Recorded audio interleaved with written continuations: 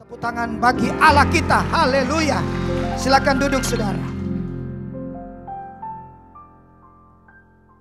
Ada sukacita. Puji Tuhan. Mari kita buka Alkitab. Ini pesan Tuhan. Dipenuhi Roh Kudus. Haleluya. Kepenuhan Roh Kudus. Roma pasal yang ke-8. Ayat pertama sampai dengan ayat yang kedua. Roma pasal yang ke-8 ayat pertama sampai dengan ayat yang kedua. 1, 2, 3. Demikianlah sekarang tidak ada penghukuman bagi mereka yang ada dalam Kristus Yesus. Ayat 2 keras. Roh yang memberi hidup telah memerdekakan kamu dalam Kristus dari hukum dosa dan hukum maut. Katakan kiri kanan, roh yang memberi hidup.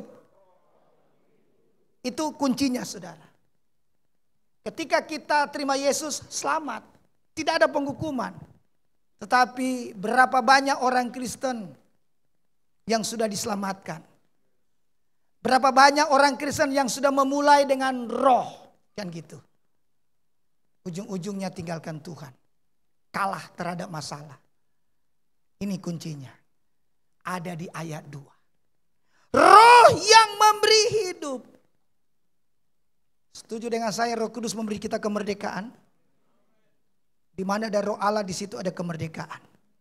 Dan hari ini kita ada di hari Pentakosta. Pastikan saudara saya tidak kebetulan ada pagi ini. Kenapa? Dipenuhi oleh Roh Kudus. Tepuk tangan bagi Allah kita. Haleluya. Dipenuhi oleh Roh Kudus. Ada Roh Kudus, merdeka. Ada Roh Kudus, ada perubahan. Betul. Ada Roh Kudus, ada kekuatan. Sudah terima Yesus? Sudah. Selamat? Sudah. Tapi untuk mengerjakan keselamatan perlu Roh Kudus. Itu dia. Ikut Yesus. Nggak gampang. Terima Yesus gampang. Kok gampang? Karena bukan usaha kita. Karena terima Yesus itu anugerah. Itu kasih karunia, pemberian Allah. Gampang bukan? Tapi mengikut Yesus nggak gampang. Nah, di mengikut Yesus inilah, titik inilah banyak yang kalah. Banyak yang tinggalkan Tuhan. Karena itulah Roh Kudus datang. Karena itulah Roh Kudus dikatakan Parakletos, pengganti, penolong. Supaya apa? Supaya kita yang mengikuti Yesus tetap setia sampai garis akhir. Kuncinya Roh Kudus. Dari tadi nggak ada amin. Kayak malam kudus sunyi senyap. Roh Kudus kuncinya. Ini saudara. Jadi untuk dipenuhi Roh Kudus yang perlu diketahui yang pertama, Roh Kudus itu adalah pribadi. Roh Kudus itu adalah pribadi. Kalau kita menghormati Roh Kudus adalah pribadi, pasti kita tidak akan memadamkan roh. Kalau kita menghormati Roh Kudus adalah pribadi, pasti kita tidak akan mendukacitakan roh. Apalagi menghujat Roh Kudus. Kenapa? Karena Roh Kudus itu adalah pribadi. Saya setuju, kita semua sepakat. Roh Kudus itu mendatangkan kuasa. Amin. Roh Kudus itu mendatangkan manifestasi. Roh Kudus mendatangkan karunia-karunia roh. Roh Kudus melawat kita. Kita rasakan jamahan Roh Kudus. Saya setuju. Tapi berapa banyak orang Kristen hanya fokus di kuasa. Hanya fokus di manifestasi. Sehingga tidak ada terjadi apa-apa. Tinggalkan Tuhan. Tapi hari ini, di hari Pentakosta ini. Amin, amin. Ya, pastikan, mantapkan pengertian ini. Roh Kudus bukan sekedar pengaruh. Bukan sekedar dampak. Bukan sekedar kuasa. Tapi Roh Kudus itu adalah pribadi. Namanya pribadi punya pikiran. Punya perasaan, punya kehendak. Dan saudaraku, orang yang menghormati Roh Kudus adalah orang percaya yang suka hadirat Tuhan. Katakan amin. Arti hadirat Tuhan adalah Tuhan itu sendiri. Oh haleluya, di mana kita lebih dalam dengan Tuhan. Lebih dalam dengan Tuhan. Namanya lebih dalam dengan Tuhan, pasti lihat wajah Tuhan. Lebih dalam dengan Tuhan, lebih dalam dengan Tuhan, pasti mengerti hatinya Tuhan. Amin. Ya. Kalau saya tengok tangan saudara, belum tentu saya lihat wajah saudara. Tapi kalau saya lihat wajah saudara, pasti semua kelihatan. Ada amin. Ini penting. Orang yang menghormati Roh Kudus adalah orang yang intim dengan Tuhan. Yang benar-benar butuh pribadi. Bukan sekedar kuasa. Di Yohanes pasal 2 tolong dibuka. Yohanes pasal 2 ayat 23. Yohanes pasal 2 ayat yang ke-23. Dan sementara ia di Yerusalem selama hari raya Paskah, banyak orang percaya dalam namanya. Karena mereka telah melihat tanda-tanda yang diadakannya. Ayat 24. 2-3 keras. Tetapi Yesus sendiri tidak mempercayakan dirinya kepada mereka. Keras. Karena ia mengenal mereka semua. Katakan amin. Penting kita terima kuasa Roh Kudus. Saudara rindu dibaptis oleh Roh Kudus dengan tanda awal bahasa roh. Jangan cuma fokus di bahasa roh. Ya, jangan cuma fokus di kuasa. Tapi datang Roh Kudus. Karena Roh Kudus itu bukan sekedar mendatangkan bahasa roh. Tidak. Tapi Roh Kudus itu adalah pribadi. Amin. Jadi kita percaya Roh Kudus itu ada. Roh. Namanya roh nggak kelihatan. Identik dengan angin. Siapa di sini pernah lihat angin? Percaya angin itu ada? Roh Kudus itu pribadi. Dia ada di tempat ini. Ada amin. Dia ada. Kita hormati dia. Itu untuk kita ketahui. Supaya kita dipenuhi Roh Kudus. Yang pertama, pastikan dulu ini. Pastikan ini. Bahwa kita itu respect. Amin. Kita hormat. Roh Kudus itu adalah pribadi. Dia Allah. Dia Tuhan Yesus. Tritunggal. Katakan amin. Dia pribadi. Dia pribadi saudara. Sehingga apa? Sehingga kita tidak padamkan roh. Tidak duka citakan roh. Dan tidak menghujat Roh Kudus. Boleh tepuk tangan bagi Roh Kudus. Haleluya. Yang kedua, baru yang kedua ini. Yang harus kita ketahui untuk dipenuhi Roh Kudus. Ini yang kedua. Kisah 1 ayat 8. Kamu akan terima kuasa. Kalau apa? Roh Kudus turun ke atas kamu. Katakan kiri kanan, terima kuasa. Terima kuasa. Ini saudara, siap buka hati saudara. Untuk apa? Karena kita sudah hormati, kita sudah terima Roh Kudus secara pribadi. Maka saatnya kita terima kuasa. Baik, saya berikan pengertian penting. Ketika kita terima Yesus, ini penting. Kita itu diselamatkan. Tapi kan Pak, sudah ada Roh Kudus. Sudah ada Roh Kudus. Tetapi dampak terima Yesus selamat. Saya lihat muka saudara, muka keselamatan ini. Dari muka selamat. Jadi harus percaya Yesus supaya selamat. Walaupun di sini ada nama selamat, kalau nggak terima Yesus ya nggak selamat. Oke. Yang kedua, kenapa perlu terima Roh Kudus? Ini yang kedua. Supaya kita terima kuasa. Ada amin? Ya, jadi jelas ya. Jadi tidak bingung sekarang. Sudah terima Yesus, terima Roh Kudus. Nanti ibadah berikut terima apa lagi? Kan? Ini terima Roh Kudus. Ini hubungan dengan ini. Hubungan dengan apa? Terima kuasa. Katakan amin. Terima kuasa. Dan tidak kebetulan kita ada hari ini. Dengan tema dipenuhi kepenuhan Roh Kudus. Untuk apa? Untuk kita terima kuasa. Tepuk tangan bagi Allah kita. Terima kuasa. Terima kuasa. Kuasa ini maksudkan di Kisah 1:8. Terjemahan lain disebut apa? Dinamo. Dinamo itu satu kegerakan. Dinamo itu satu ledakan. Dengan kata lain, dinamos itulah kemampuan ilahi di luar kekuatan kita. Benar-benar dikuasai oleh kuasa ini, saudara. Karena itu Markus 16 bilang apa? Tanda-tanda ini apa? Menyertai orang-orang percaya. Angkat tangan orang percaya. Haleluya. Jadi kita semua terima kuasa. Tidak disebut tanda-tanda ini akan menyertai pendeta pembantu. Tidak ada. Tetapi tanda-tanda ini menyertai orang percaya. Siapapun kita. Ini yang kedua. Yang perlu kita ketahui tentang kepenuhan Roh Kudus, yaitu kuasa. Apapun latar belakang kita. Ya, pengalaman kita apapun juga. Ibu-ibu rumah tangga tidak peduli. Kuasa ini yang ditakuti oleh iblis. Amin. Yaitu apa? Kuasa Roh Kudus. Saya mau bersaksi. Belum lama ini ada jemaat kami. Kalau bicara agak lama. Apa itu Pak? Gagap ya. Jadi ngomong kita kayak bahasa roh. Kiki baru tah. Tapi kok aneh. Ngomong makan cepat sekali. Kan? Pulang gereja. Seperti ini dia bersaksi di Kul waktu itu.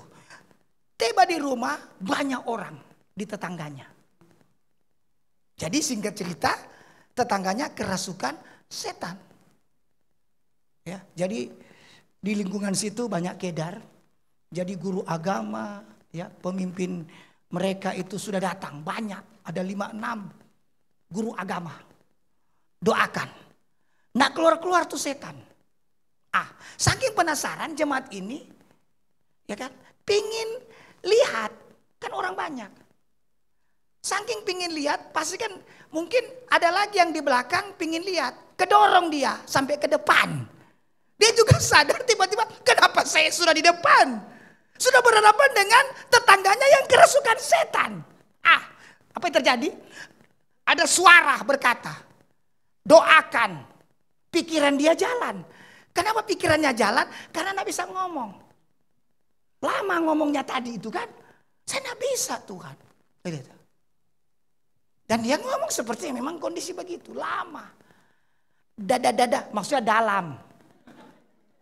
Nana maksudnya nama. Ye maksudnya Yesus. Lama ngomongnya. Dada. Kayak bahasa roh. Pernah diajarin kan? Bahasa roh gak boleh diajarin. Itu bisa ada dengan sendirinya. Nah masalahnya kok bisa sama? Kiki ya itu karena transfer roh. Yang penting gak diomongin, gak diajarin. Nah mungkin sebentar saudara maju, terima tanda awal bahasa roh. Nah mungkin saya ajarkan, ya ikut ya. Kiki, kakak, gak perlu. Biar dengan sendirinya. Ada lagi yang mau bertanya begini kan. Tapi kok Pak bisa sama? Tadi karena satu ya komunitas. Yang kedua jangan peduli di sama. Yang penting kan saudara tahu artinya. Sama dengan bayi kan. Bayi kan kalau nangis. Kalau meong kucing. Coba taruh 5 bayi di sini. Ibu masing-masing. Bunyinya sama. Tapi kan masing-masing ibu tahu kebutuhan. Oh lagi lapar, pipis, pelepasan, macam-macam. Jadi yang tahu kan ibunya. Padahal bunyinya kan sama. Sama dengan kita ini. Kita berbahasa roh. Mirip-mirip kan. Kira roh baso. Kayak ada baso-baso. Tapi kan gak diajarin. Tapi hanya roh Tuhan. Hanya Tuhan yang tahu. Jadi gak peduli. Sama dengan tadi. Karena apa? Dia terima kuasa. Gak punya pengalaman. Lihat luar biasa. Lama. Dada. Lam. Nana. Ma. Yesus. Sembuh. Tepuk tangan bagi Allah. Sembuh. Itu dia yang kita maksudkan di sini. Saudara yang datang hari ini. Tidak peduli saudara siapa. Buka hati saja. Amin. Saudara akan terima kuasa. Saudara akan terima. Tepuk tangan bagi Allah kita. Haleluya. Ya. Saya masuk inti khotbah. Tadi pendahuluan. Pendahuluannya 1 jam. Dampak dipenuhi roh. Gitu kan. Tadi kan kepenuhan Roh Kudus. Perhatikan 2 hal. Sudah ya? Roh Kudus itu adalah pribadi. Yang kedua, Roh Kudus mendatangkan kuasa. Jadi perlu terima Roh Kudus karena terima kuasa. Tetapi dimulai dengan terima Yesus untuk diselamatkan. Tapi perlu terima Roh Kudus supaya kita bisa mengerjakan keselamatan, supaya kita bisa ikut Yesus. Kok bisa mampu bertahan sampai garis akhir? Karena ada kuasa Roh Kudus. Katakan amin. Nah, sekarang yang kedua, akibat dampak dipenuhi Roh Kudus. Roma pasal 8 ayat 16 dan 17.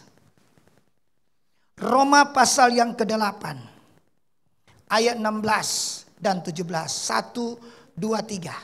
Roh itu bersaksi bersama-sama dengan roh kita bahwa kita adalah anak-anak Allah. Stop dulu, tengok saya.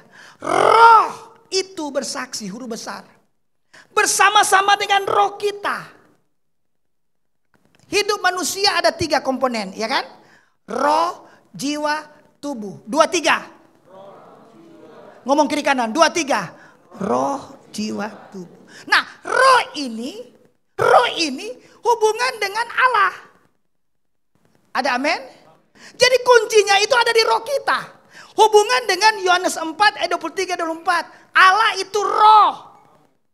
Karena Allah itu roh, berarti harus menyembah dalam roh. Baru terjadi kebenaran. Ada amin? Nah, hari ini kita bicara dipenuhi Roh Kudus. Pastikan roh ini dipenuhi Roh Kudus. Itu maksudnya. Amin, amin. Dipenuhi Roh Kudus. Karena apa? Semuanya itu dimulai dari roh. Alkitab bilang apa? Roh memang penurut, tapi daging lemah. Tadi saya jam 8 khotbah di hotel itu? Max One. Itulah daging lemah, roh penurut. Di mana bukti daging lemah? Disuruh masih pagi langsung sarapan. Nasi goreng. Daging lemah, roh penurut. Ya kan? Sementara puji-pujian, siap-siap khotbah ini, terjadi peperangan rohani di perut. Jadi pelepasan dulu. Saya bisik kepada Wel, agak lama sedikit ya. Inilah akibat daripada daging lemah. Tapi roh penurut. Jadi saudaraku, kuncinya itu roh. Karena kalau roh kita bersaksi bersama dengan roh Allah, nurut. Nurut kemana? Pasti ke roh. Roh mana? Roh yang benar. Tepuk tangan bagi Allah kita. Pasti ke situ. Karena itu pastikan terus dipenuhi Roh Kudus. Karena itu kuncinya. Tadi kita sudah baca. Dalam Kristus tidak ada penghukuman. Wow, mantap. Dalam Kristus ada keselamatan. Haleluya. Tapi kan ada ayat 2. Roh yang memberi hidup. Tidak dihukum. Sudah selamat. Tapi ujung-ujungnya bisa kena hukuman. Tidak selamat. Karena pastikan ada apa di roh kita. Kalau roh kita ada roh Allah. Amin, amin. Ada Roh Kudus. Dipenuhi oleh Roh Kudus. Ada kuasa. Dampak yang pertama. Ya kan? Ini. Anak-anak Allah. Ayat 17. 2-3. Dan jika kita adalah anak, maka kita juga adalah ahli waris. Maksudnya orang-orang yang berhak menerima janji-janji Allah. Yang akan menerimanya bersama-sama dengan Kristus. Yaitu jika kita menderita bersama-sama dengan Dia. Supaya kita juga dipermuliakan bersama-sama dengan Dia. Katakan amin. Catat saudara. Akibat dipenuhi Roh Kudus yang pertama. Identitas kita semakin akurat. Jaminan kita semakin mantap. Ini dampaknya. Kita berhak terima janji Allah. Tepuk tangan bagi Allah kita. Ini dampaknya. Janji Tuhan digenapi. Janji Tuhan digenapi. Dalam nama Tuhan Yesus akan terjadi terobosan di dunia usaha saudara. Janji Tuhan digenapi. Pokok-pokok doa dijawab dalam nama Yesus. Kenapa? Karena kita dipenuhi oleh Roh Kudus. Amin, amin. Kita dipenuhi Roh Kudus. Roh Kudus menyatu dengan roh kita. Dan bersaksi bahwa kita adalah anak-anak Allah. Ada amin? Sudah anak-anak Allah. Tapi berapa banyak anak-anak Allah seperti pengemis bukan ahli waris. Mari saya jelaskan. Kalau pengemis, tahu kan? Dia minta. Kenapa dia minta? Karena dia nggak punya, Pak. Tapi saudara saya, anak-anak Allah. Angkat tangan anak-anak Allah. Oh, haleluya. Ini yang nggak angkat tangan, anak siapa kau? Kan? Kita ini anak-anak Allah. Beda dengan pengemis. Kita itu anak. Berarti apa, Pak? Kalau kita minta ke Bapa, karena memang Bapa sudah sediakan bagi kita. Kita minta karena itu sudah menjadi bagian kita. Kita minta itu menjadi ahli waris kita. Saudara, kalau kita dipenuhi oleh Roh Kudus, itu Roh itu bersaksi bahwa kita itu adalah anak-anak Allah. Jadi cara minta kita beda dengan pengemis. Apa yang kita minta? Terima kasih Tuhan, saya sudah menerima. Saat ini saya sakit, terima kasih, saya siap. Saya sekarang terima kesembuhan. Karena kesembuhan itu sudah diberikan kepada saya. Tepuk tangan bagi Allah kita. Itu dia saudara. Wow, tambah mantap kita. Itulah dampak ketika kita dipenuhi Roh Kudus. Ya, apapun yang kita alami, kita percaya janji Tuhan pasti digenapi. Bagi Tuhan tidak ada yang mustahil. Mujizat masih ada. Itu akan terus kita perkatakan. Karena kita, identitas kita, status kita itu anak-anak Allah. Itulah dampak dipenuhi Roh Kudus. Kita berhak untuk menerima janji-janji Tuhan. Ada amin? Yang pertama saudara, berhak menerima janji Tuhan. Karena janji Tuhan itu sudah disediakan bagi kita. Karena janji Tuhan itu warisan. Janji Tuhan itu bagian kita. Janji Tuhan itu sudah diberikan kepada kita. Tinggal kita melangkah dengan iman. Tinggal kita percaya, Pak, kok nak mampu? Roh Kudus yang akan membantu kita. Ada amin? Roh Kudus dengan kuasanya itu akan mendorong kita. Untuk apa? Tetap percaya. Itu saudara. Rasanya percaya kok susah banget. Tapi kok kenapa mantap? Itu ada dorongan, Pak. Ada Roh Kudus yang mendorong. Itulah dampak yang pertama. Dampak yang pertama, saudara tidak seperti pengemis. Ya, cara kepada Tuhan meminta udah beda. Kenapa? Karena kita meminta, karena kita percaya kita sudah menerimanya. Tinggal tunggu kapan waktunya.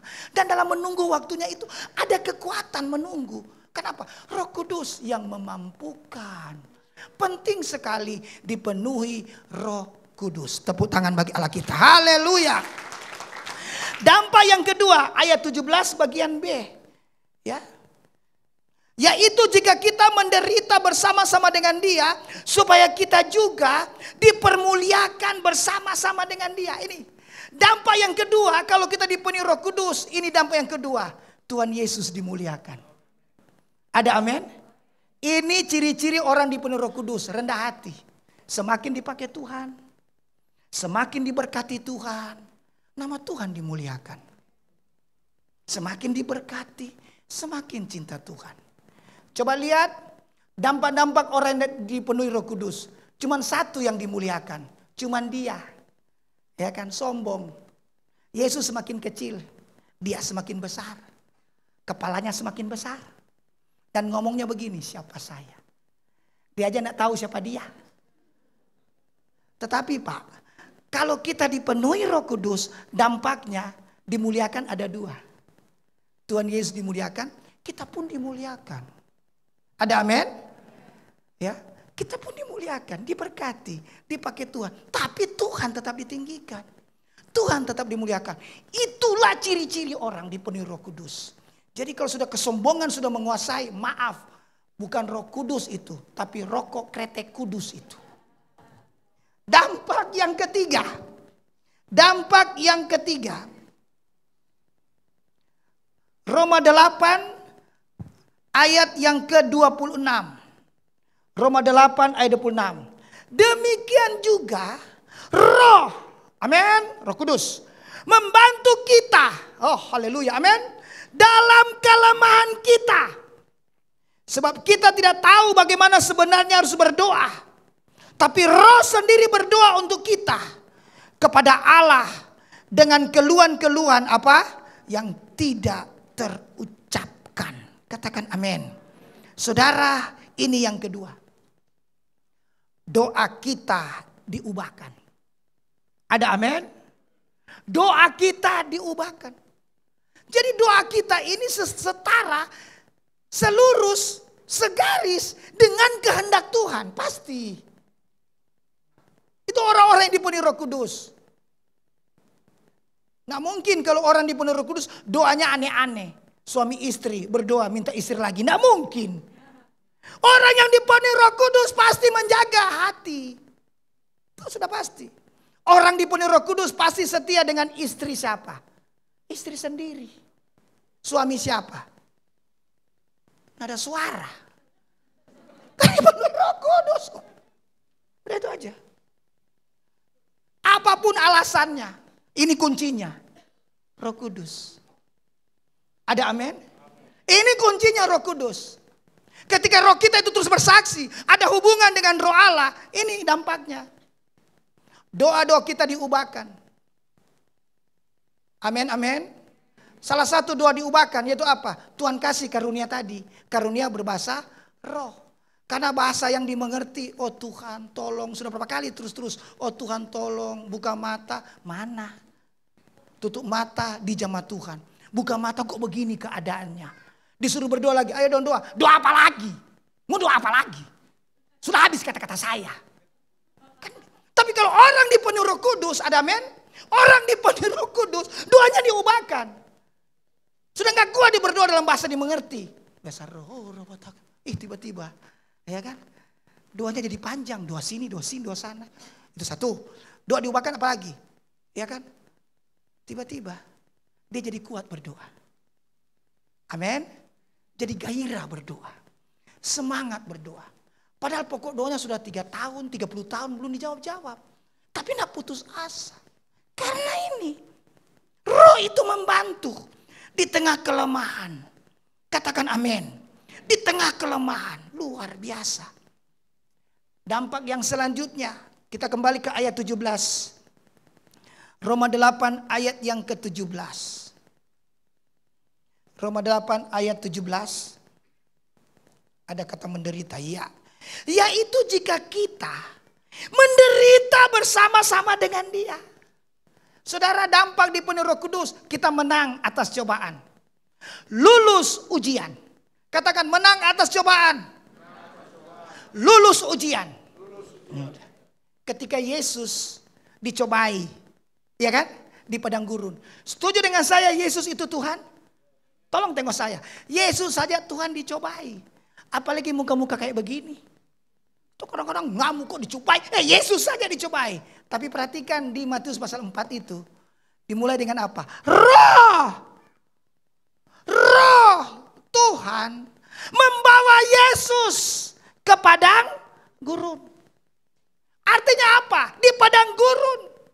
Di masalah, di persoalan. Yang penting dipenuhi Roh Kudus. Kalau dipenuhi Roh Kudus pasti menang atas cobaan. Dan terbukti Yesus juga manusia 100%. Tapi karena dia dipenuhi oleh Roh Kudus. Sama dengan saudara, manusia kan.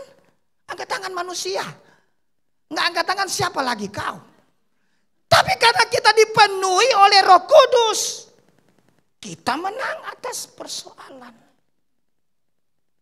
Saya lihat muka saudara banyak persoalan ini. Tapi menang. Karena ikut Yesus menderita.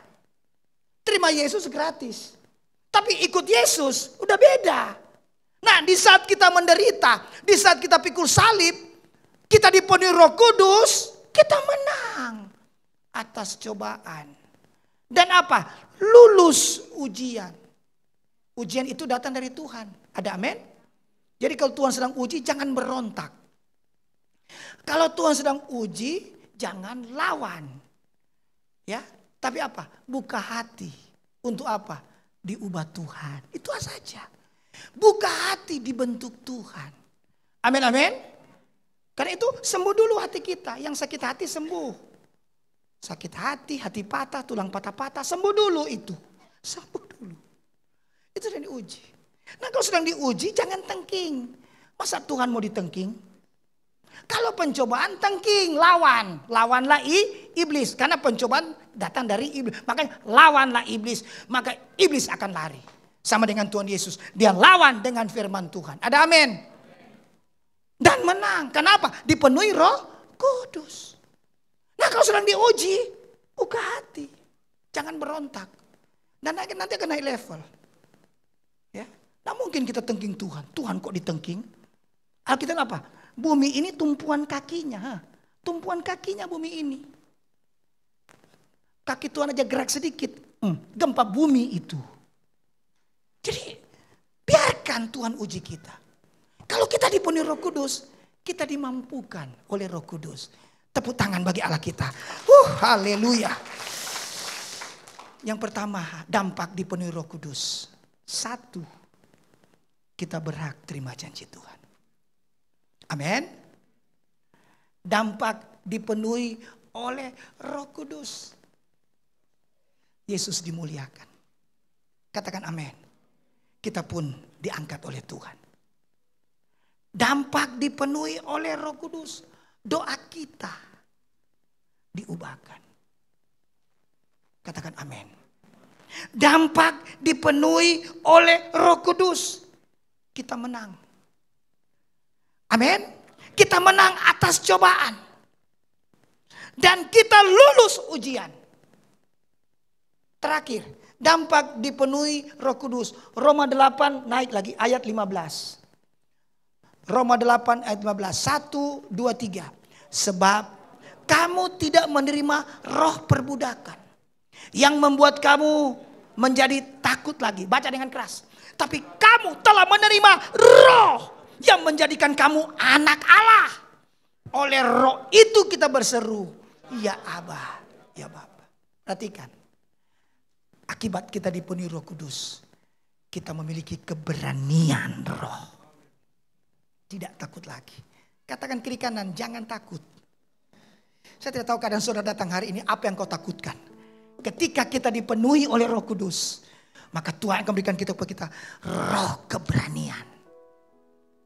Murid-murid lari ketika Yesus ditangkap. Ya kan? Di Taman Getsemani. Lari Petrus. Petrus lari ke Bekasi. Yakobus lari ke Cilincing. Tapi lihat luar biasa ya. Tapi lihat ketika mereka dipenuhi Roh Kudus, keberanian. Keberanian. Kan? Kalau kita baca di Kisah Rasul pasal 3 pasal 4 khotbah Petrus ya. Mungkin paling lama, paling itu 7 menit kalau kita baca. Tapi 3.000 orang memberi diri dibaptis. Terjadi lawatan Tuhan luar biasa. Hari ini saudara, kita dipenuhi Roh Kudus. Dampaknya tidak takut lagi. Ada keberanian menghadapi masalah dan menang. Amin. Ada keberanian menghampiri takhta kasih karunia Allah. Intim dengan Tuhan. Dan ada keberanian untuk memperkatakan firman. Dan ada keberanian untuk bertindak dengan iman. Haleluya. Bangkit berdiri saudara. Sekarang terimalah berkat Tuhan. Kasih karunia berlimpah-limpah daripada Allah Bapa dalam Anak yang tunggal Yesus Kristus. Persekutuan yang manis dengan Roh Kudus menyertai saudara sekalian mulai hari ini. Sampai Tuhan Yesus datang menjemput kita di awan-awan dan bahkan sampai selama-lamanya. Yang percaya bersama-sama katakan amin. Sungguh besar kau Tuhanku, Engkau perisai hidupku. Ku berdiri dengan iman dalam Yesus Tuhan.